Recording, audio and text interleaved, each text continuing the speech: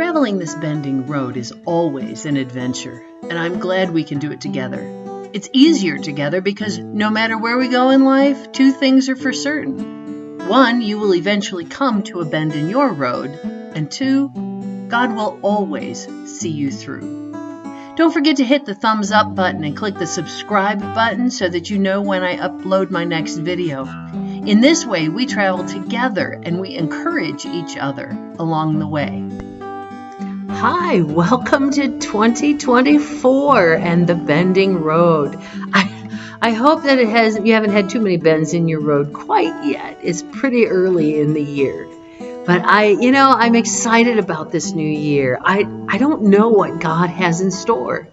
I don't know what God has planned for us. But what I know for certain is that when we come to a bend in our road this year, God will certainly see us through. That's exciting to me because we don't, like I said, we don't know what's going to happen. We could be facing anything this year.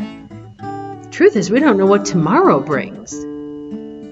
But God is with us. And when we trust God to take us along those bends in our road, He will certainly see us through. This made me think of Ecclesiastes 3, 1 through 8, which is a very common scripture, a well-known scripture, one that is probably quoted more frequently than others, we'll say. And it made me realize that we really don't know what's going to happen tomorrow.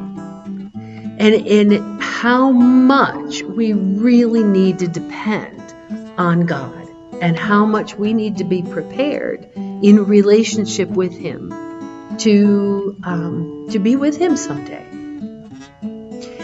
It's also exciting to know that as we go through life and things change and different things happen, we can have joy regardless of our circumstances. When we are walking in obedience and doing what God is calling us to do, no matter what the world around us says, we can have joy in that obedience. Not because we can check it off our list and say, ooh, I was good today, or because God is going to come along and pat us on the back and say, way to go. Not even because of that scripture that leads us to believe that every person that enters the heavenly gates, when we're checked off the list, that God will say, well done, good and faithful servant.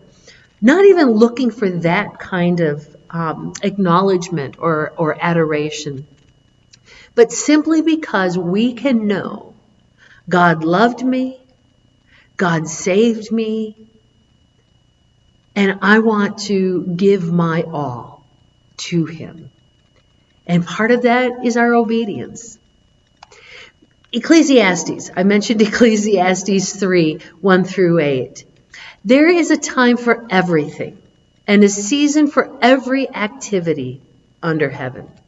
A time to be born and a time to die. A time to plant and a time to uproot. A time to kill and a time to heal. A time to tear down and a time to build up. A time to weep and a time to laugh. A time to mourn and a time to dance. A time to scatter stones and at times to gather them up. A time to embrace and a time to refrain from embracing. A time to search and a time to give up. A time to keep and a time to throw away. A time to tear and a time to mend. A time to be silent and a time to speak. A time to love and a time to hate. A time for war and a time for peace. I don't know if we will spend more time dealing with death and uprooting and killing and tearing down and weeping and mourning and scattering and alone, refraining from embracing that solitude. If we'll spend more time in giving up and throwing away and tearing and being silent, or a time of hating or a time of war. I don't know. I don't know for myself. I certainly don't know for you. Maybe we'll spend more time dealing with life and planting and healing and building up and laughing and dancing and scattering or gathering up stones and embracing. More time searching and keeping and mending and speaking and loving and being in peace. But regardless, which side we spend more time on, maybe it'll be evenly split. Maybe if we added it up at the end of our year, the hours in one given year, we might say we spent 50% of our hours doing this and 50% of our hours doing that. The negatives feel longer. Sometimes we take the positives for granted. And I would encourage us this year to be more aware of the time, the present time. You see, not only do we focus more on the negatives, and therefore that seems to be the greater part of our time, and we take for granted the positives, and so that feels like the lesser part of our time. The other thing we do is we spend more time thinking about the past, maybe regretting the past, lamenting the past, praising the past, saying, oh, I'd love to go back to the good old days. And we spend a lot of time looking ahead and worrying about what's ahead, or hoping for what's ahead, or trying to get to what's ahead, or pushing forward, or trying to make things happen all out there.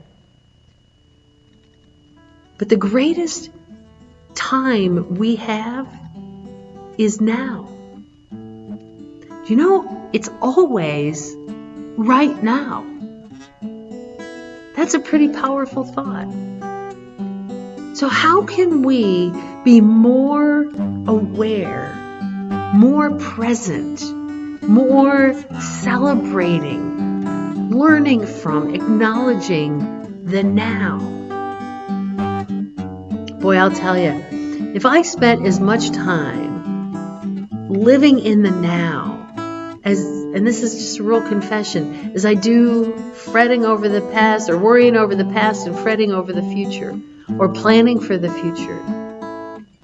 Boy, I wonder what difference that would make in my life. I think it would make a huge difference. There's my encouragement for our 2024. Let's take 2024 and hold on tight. Let's celebrate the now. And whether that's a bad time, a rough time, a hard time, and we're learning about ourselves and learning about God and learning about others and practicing the presence of God when we need that peace and that calm, rather than fretting over the past, fretting over the future, dealing with things we can't change and things we have no control over. Boy, I want to do that. So I encourage all of us, no matter what time it is now, let us be present in that time. I'm glad you could join me this week on the Bending Road. I hope you'll join us each Monday through Thursday for our morning prayer time at 5:30 a.m. If you can't get up at 5:30 a.m., but that's the funnest time to watch, because you can comment and we'll pray for you live in those comments. If you can't do that, watch it later in the day. You can still comment and we'll pick up your prayer requests and praises for the next day. It sure was good to be with you today. And I look forward to many more days along this bending road. We'll see you next week. Thank you for watching, and thank you for working together along this journey. Connect with me on social media or on my website at bendingroad.weebly.com. Let me know how I can pray for you as you navigate the bend in your road. I pray that when you see the bend in your road, you will not be afraid, but will take the hand of God and keep walking. You are not alone.